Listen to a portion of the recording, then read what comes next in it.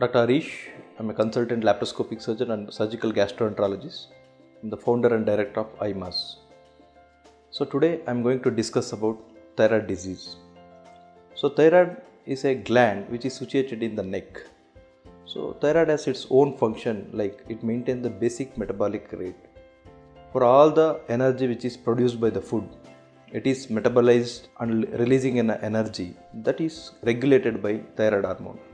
Thyroid hormone, that is called thyroxine, is one of the important hormone in our body to maintain the energy status. So there are so many disorders which are associated with imbalance of the thyroxine secretion.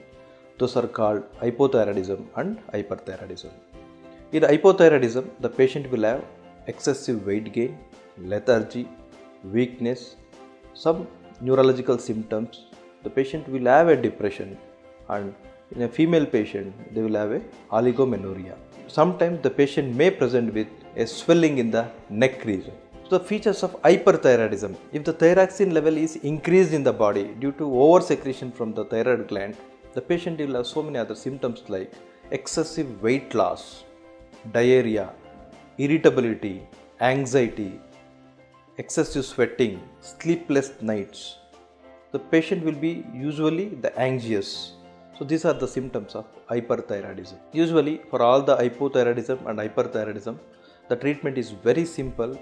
So we have to get the basic investigations like the T3, T4 and TSH in the fasting blood sample, and we have to do ultrasound scan of the neck if there is a swelling in the neck. So after the ultrasound scan and the thyroxine level estimation, we are going to diagnose the patient into two categories, whether the patient has hyperthyroidism or hypothyroidism. So after that, the treatment is accordingly, we will decide whether the patient have a low thyroxine level. We will supplement with the thyroxine tablet. It is a single tablet a patient has to take in the morning before food.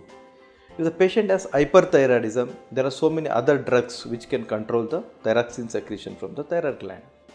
Sometimes the patient will have, without any symptoms of hyperthyroidism or hypothyroidism, they will have a neck swelling. In that situation, we are going to do a small investigation called fine needle aspiration cytology, where we are taking a sample of a thyroid gland and examination in a microscope. So then we will diagnose whether it is a benign lesion or a malignant lesion.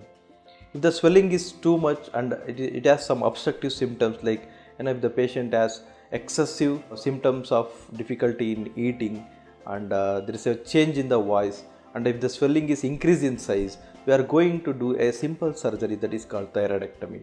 There are so many different types of thyroidectomy. So we will decide according to the condition and type of disease the patient has. Even the malignancy is most common in thyroid disease.